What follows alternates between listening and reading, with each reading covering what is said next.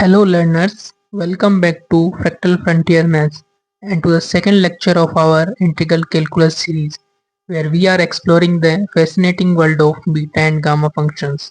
पिछले वीडियो में हमने बीटा और गामा फंक्शंस की बेसिक डेफिनेशन और कुछ एलिमेंट्री प्रॉपर्टीज को एक्सप्लोर किया था।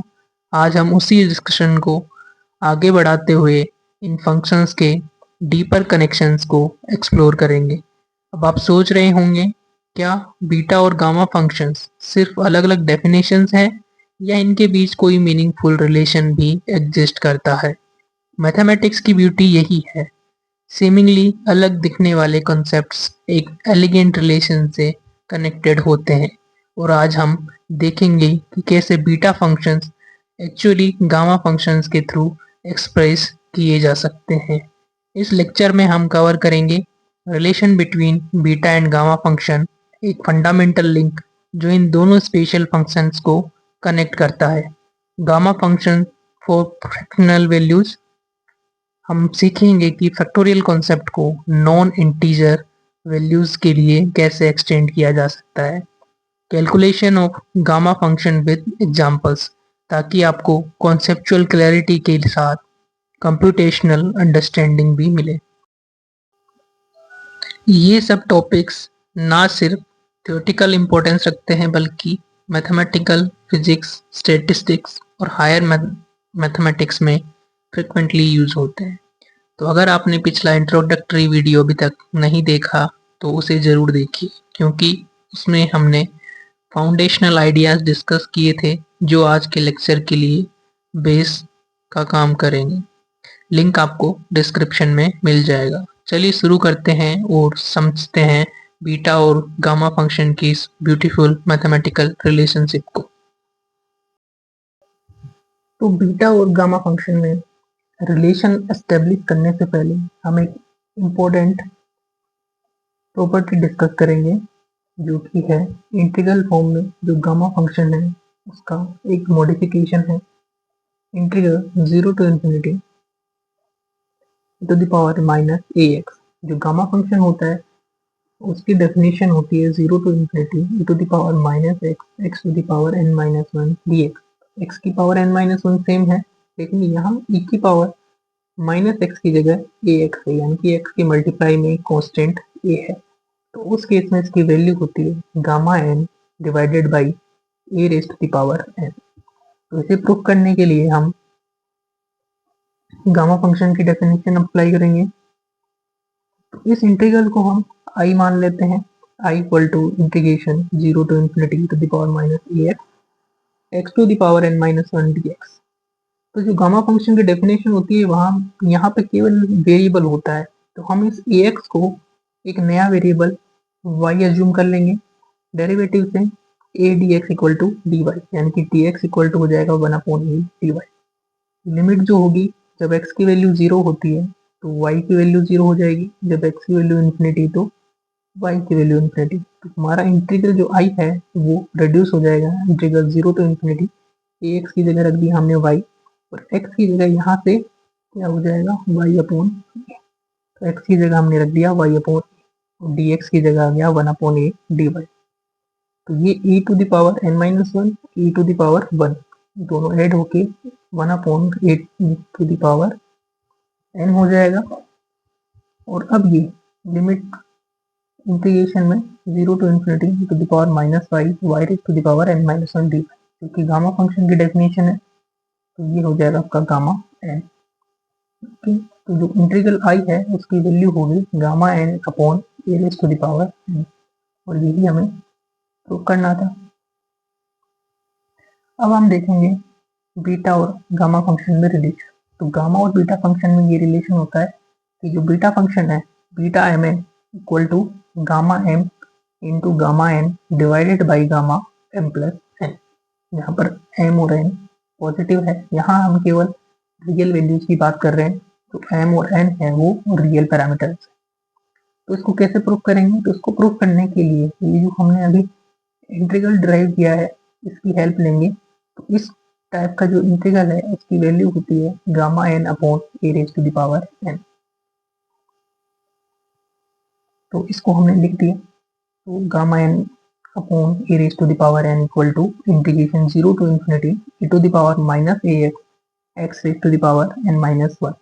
ओके, अब यहाँ से गामा एन की वैल्यू आ गई, a raise to the power n को इधर मल्टीप्लाई कर देते हैं। अब हम क्या करेंगे, एक छोटा सा स्टेप फॉलो करेंगे। इस कंप्लीट इक्वेशन नंबर 1 को e raise to the power minus A raise to the power M minus 1 से मल्टीप्लाई करेंगे। ये एक तरीके से गामा फंक्शन का इंटीग्रेंड है, तो इसको दोनों बक्सों से मल्टीप्लाई कर देंगे। हमने इसको मल्टीप्लाई कर दिया तो ये हमारा हो गया gamma n e raise to the power minus A raise to the power M minus 1 equal to integrate 0 to infinity e raise to the power minus a इधर भी है और e raise to the power minus a x, तो दोनों मिलके हो जाएंगे e raise to the power minus a common हो गया एक्स प्लस 1 और e raise to the power हो गया एम माइनस 1 प्लस एन, यानी कि एम प्लस एन माइनस 1 और X raise to the power N minus 1। Okay, अब हम क्या करेंगे, हमें सिद्ध करना है कि गामा एम इंट्रोड्यूस करना है। तो गामा एम इंट्रोड्यूस करने के लिए हम क्या करेंगे, दोनों साइड को इंटीग्रेट कर देंगे विद रेस्पेक्ट टू वेरिएबल ए और लिमिट रहेगी 0 से इंफिनिटी। ओके, तो हम इसको इंटीग्रेट कर देते हैं, तो गामा एन कॉन्स्टेंट है, बाहर आ जाएगा। Integral 0 to infinity A to the power minus A raise to the power M minus 1 D, और ये जो आर्गुमेंट है कंप्लीट, इसको हम इंटीग्रेट कर देंगे 0 से infinity with respect two variable. ये जो फंक्शन है वो आपका क्या बनेगा, गामा एम, क्योंकि e raise to the power minus variable और वेरिएबल की पावर एम माइनस 1।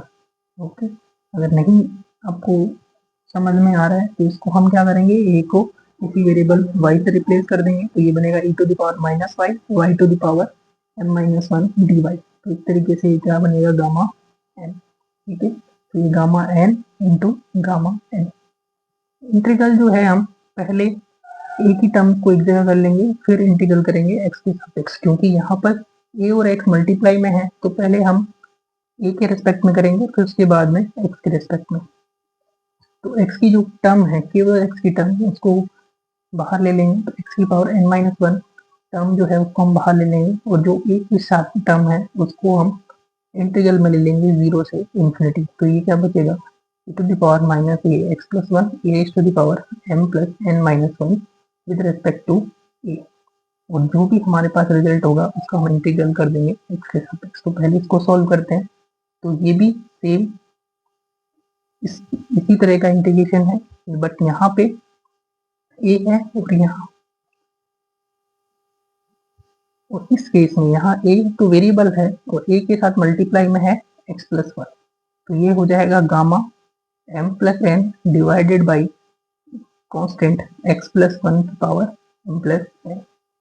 तो जो इक्वेशन नंबर 1 है उसी को हमने यहाँ पे यूज किया है, तो ये बन जाएगा gamma M plus N upon X plus 1 raise to the power M plus N. अब ये कांस्टेंट है गामा एम प्लस एन, इसको बाहर ले लेंगे, इंटीग्रल हो गया 0 से infinity X raise to the power N minus 1 plus X raise to the power M plus 1, जो कि 0 से इंफिनिटी लिमिट वाला जो डेफिनेशन है बीटा फंक्शन का, उसमें कन्वर्ट हो जाता है। तो ये बनेगा आपका बीटा एन कोमा एम। ठीक है, लेकिन हम जानते हैं कि बीटा फंक्शन सिमेट्रिक होता है, तो बीटा एन कोमा एन को हम लिख सकते हैं बीटा एम कोमा एन। हमें वैल्यू चाहिए बीटा एम कोमा एन की, तो इसकी वैल्यू हो जाएगी गामा एन, इसको डिवाइड कर देंगे, divided by gamma M plus N. इस प्रकार से हमारा बीटा और गामा फंक्शन में रिलेशन स्टेब्लिश होता है। अब हम इस बीटा और गामा फंक्शन के रिलेशन से एक इम्पोर्टेंट रिजल्ट को डिड्यूस करते हैं, जो कि है गामा ऑफ 1/2। इसकी सहायता से हम जो फ्रैक्शन वैल्यूज है उनके लिए गामा को इजीली कैलकुलेट कर पाएंगे।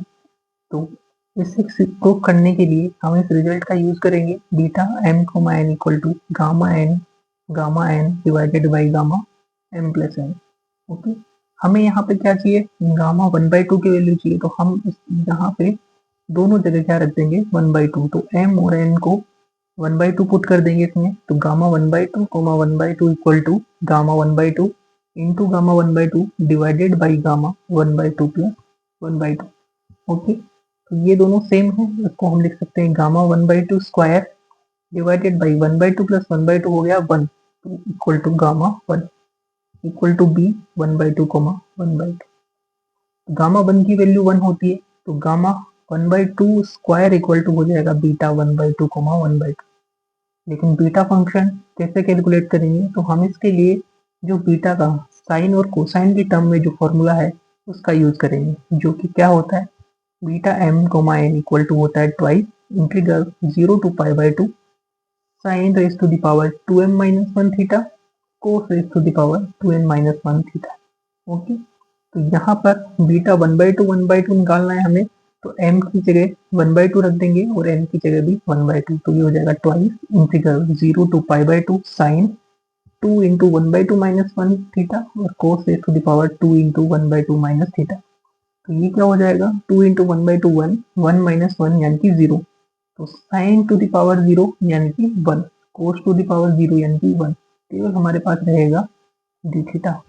तो हमें इंटीग्रेट करना है 0 से पाई बाई 2 डी थीटा को, डी थीटा का इंटीग्रल होता है थीटा, लिमिट अप्लाई करेंगे 0 टू पाई बाई 2, तो हमारे पास रिजल्ट आ जाएगा पाई बाई 2। तो हमें गामा 1/2 स्क्वायर मिल गया पाई, दोनों पक्षों का स्क्वायर रूट ले लेंगे, तो गामा 1/2 की वैल्यू हमारे पास आ गई square root of pi. Okay, अब हम कुछ एग्जांपल्स देखेंगे जहां हम गामा और बीटा फंक्शन की वैल्यू कैलकुलेट करेंगे। तो सबसे पहले हमें वैल्यू फाइंड करनी है gamma 4, gamma 6 and beta 2,3, beta 4,5। यहाँ हम ध्यान से देखेंगे कि जो गामा और बीटा फंक्शन के अंदर जो वेरिएबल्स या आर्ग्यूमेंट्स हैं वो इंटीजर वैल्यूज है, पॉजिटिव इंटीजर यानी कि नेचुरल नंबर्स हैं सभी। तो नेचुरल नंबर के लिए गामा फंक्शन कैलकुलेट करने के लिए हमारे पास एक फॉर्मूला है gamma n plus 1 equal to n factorial. ये फॉर्मूला केवल तभी वैलिड है जब n की वैल्यू पॉजिटिव इंटीजर। ओके, 1/1 करके हम कैलकुलेट करते हैं। तो सबसे पहले गामा 4, तो गामा 4 को इस फॉर्मूले से क्या लिख सकते हैं, 3 फैक्टोरियल, क्योंकि जो भी यहाँ गामा के अंदर होता है उसमें से हम 1 माइनस कर देते हैं, तो n प्लस 1 में 1 माइनस करेंगे तो n फैक्टोरियल। तो हमें कैलकुलेट करना है 4 को गामा, तो गामा 4 क्या हो जाएगा, 4 माइनस 1 यानी कि 3 फैक्टोरियल, और 3 फैक्टोरियल क्या होता है, 3 इंटू 2 इंटू 1, ये कितना हो गया आपका 6।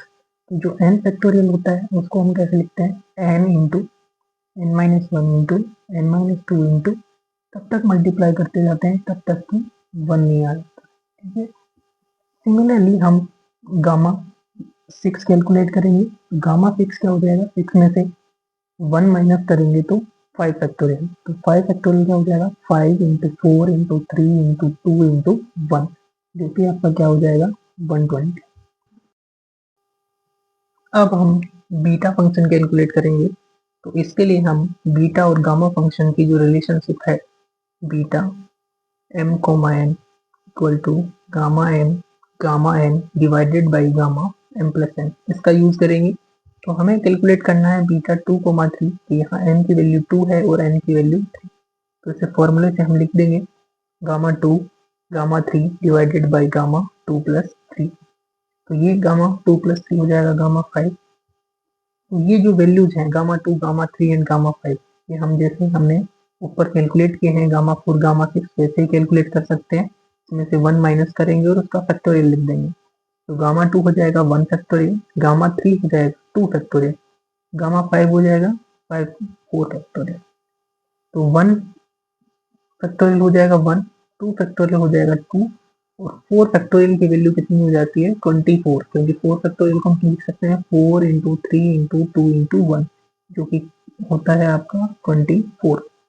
तो इसको डिवाइड करेंगे, हमारे पास बीटा 2,3 की वैल्यू आ गई 1/12।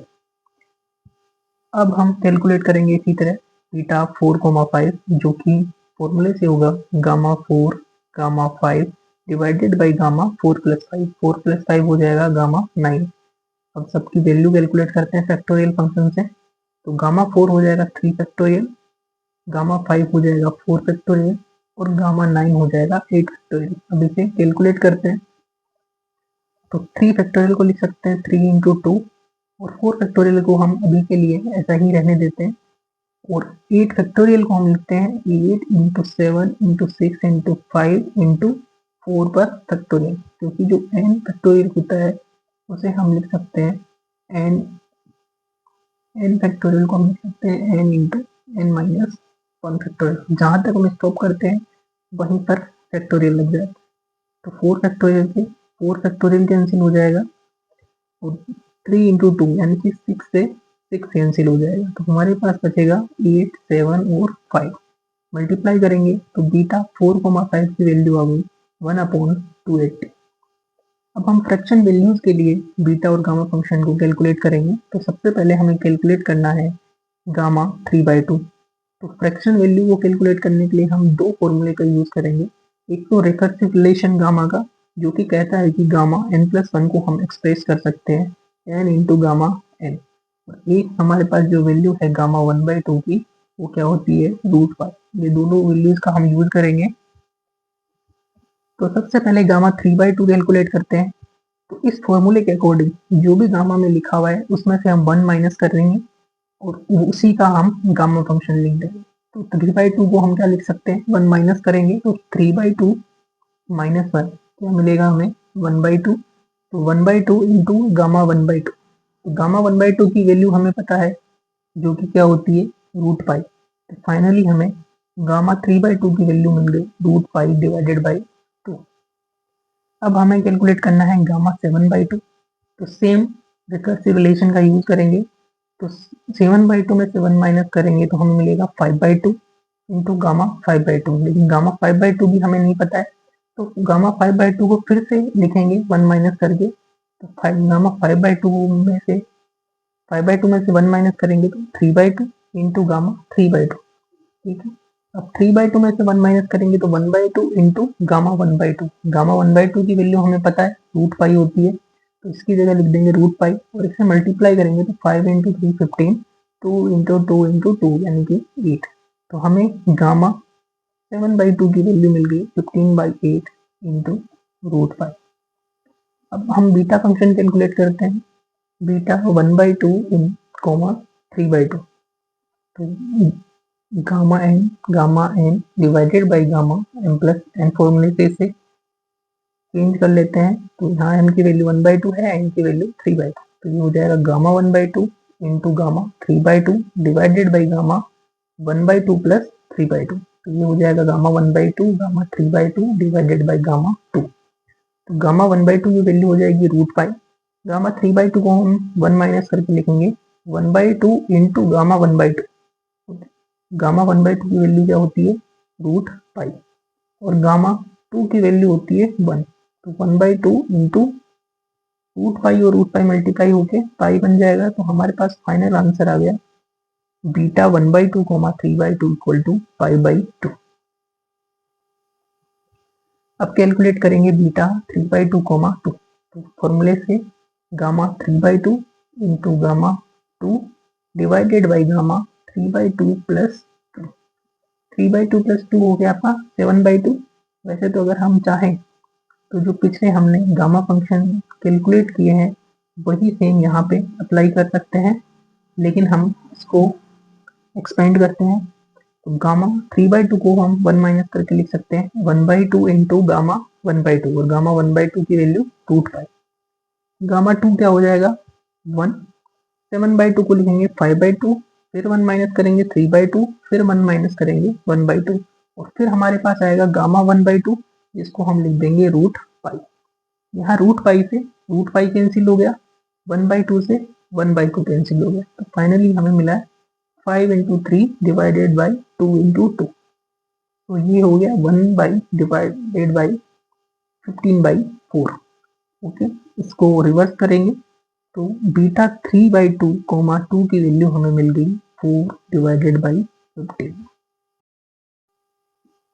अब हम एक इम्पोर्टेंट फॉर्मूला जिसे गामा फॉर्मूला भी कहते हैं इसको डिराइव करेंगे, जो कि इंटीग्रल कैलकुलस में बहुत जगह आपको यूज में आएगा। तो ये फॉर्मूला क्या होता है, एक तरीके से बीटा फंक्शन की जो डेफिनेशन है 0 से π/2 लिमिट में, उसी का एक मॉडिफाइड रूप है। तो ये कहता है कि integral 0 to π/2 of sine raise to the power m theta cos raise to the power m theta, इसका जो समाकलन होता है वो इक्वल होता है gamma m+1/2 gamma n plus 1/2 divided by twice of gamma m plus n plus 2/2।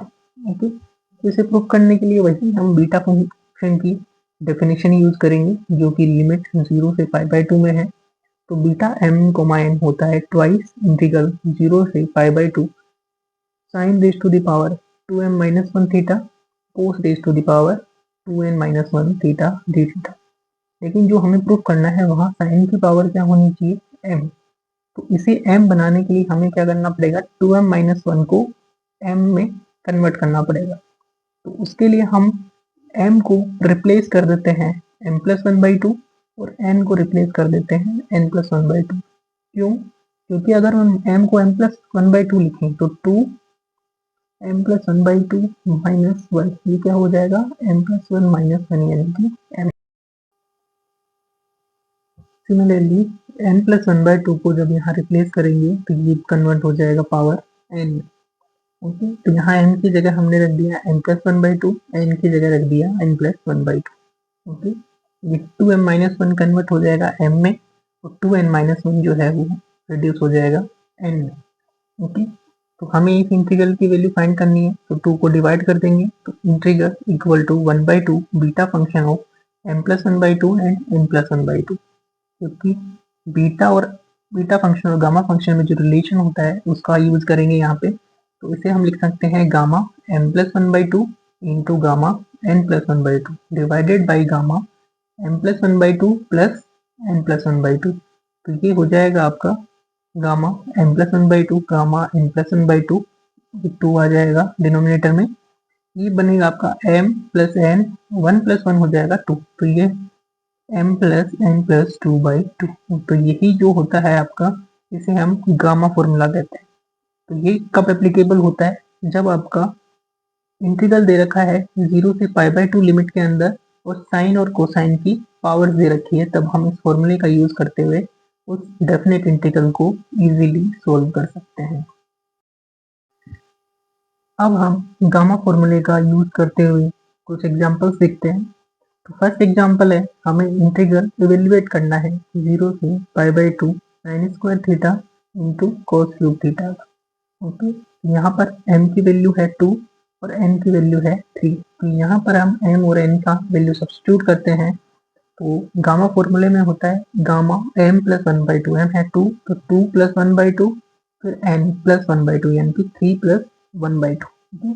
Twice of gamma m plus n plus 2/2, तो 2 plus 3 plus 2 divided बाई 2। 2 प्लस 1/2 ये हो गया 3/2, 3 प्लस 1/2 यानी कि 4/2, जिसे हम लिख सकते हैं 2। Twice of gamma 2 plus 3 5 plus 2 7, 7/2। हम गामा 3/2 को हम लिख सकते हैं 1/2 इंटू गामा 1/2, जिसकी वैल्यू होती है square root of pi. Gamma 2 की वैल्यू है 1, 2 इंटू गामा 7/2 को 1 माइनस करके लिख सकते हैं 5/2, देन 3/2, देन 1/2 इंटू गामा 1/2 जिसकी वैल्यू है रूट पाई। तो रूट पाई और रूट से रूट पाई कैंसिल हो जाएगा, 1/2 से 1/2 कैंसिल हो जाएगा, यहाँ 2 से ये 2 कैंसिल हो जाएगा, तो हमें मिलेगा 1/15/2, जिसे हम लिख सकते हैं 2/15। तो ये जो इंटीग्रल है इसकी वैल्यू हमें मिल गई 2/15। नेक्स्ट इवेल्युएट करते हैं, यहाँ m की वैल्यू है 3 और n की वैल्यू है 5। तो गामा फॉर्मूले से गामा m प्लस 1/2 यानी कि 3 प्लस 1/2 देन 5 प्लस 1/2 डिवाइडेड बाई 2 गामा 3 प्लस 5 प्लस 2/2। तो 3 प्लस 1/2 4/2 यानी कि 2, 5 प्लस 1/2 यानी कि 3, 2, 3 प्लस 5 प्लस 2, ये हो गया आपका 10, 10/2 5। तो ये तो बहुत सिंपल है, फैक्टोरियल से निकाल सकते हैं। गामा 2 की वैल्यू होती है 1, गामा 3 की वैल्यू 2 फैक्टोरियल 2 इंटू गामा 5 की वैल्यू 4 फैक्टोरियल। तो ये हो जाएगा 2/2 और 4 फैक्टोरियल को लिख सकते हैं 4 3 2 इंटू 1, तो ये हो गया 1/24।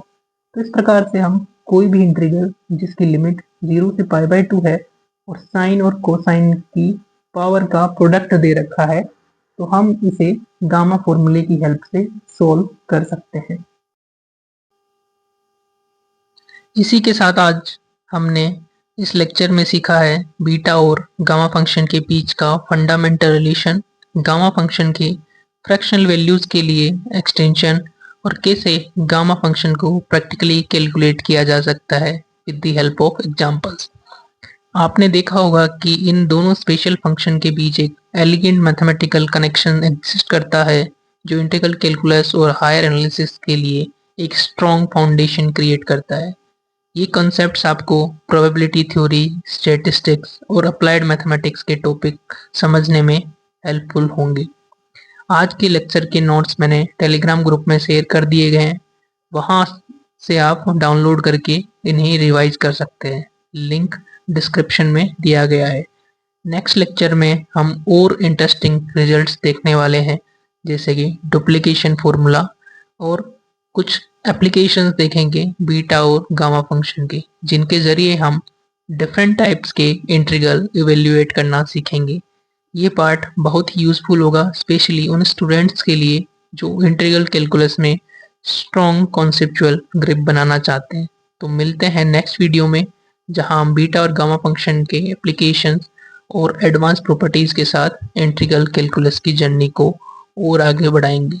अगर आपको ये वीडियो पसंद आया हो तो इसे लाइक करें, फ्रैक्टल फ्रंटियर मैथ्स को सब्सक्राइब करें और कमेंट सेक्शन में अपने डाउट्स या क्वेरीज को रख सकते हैं।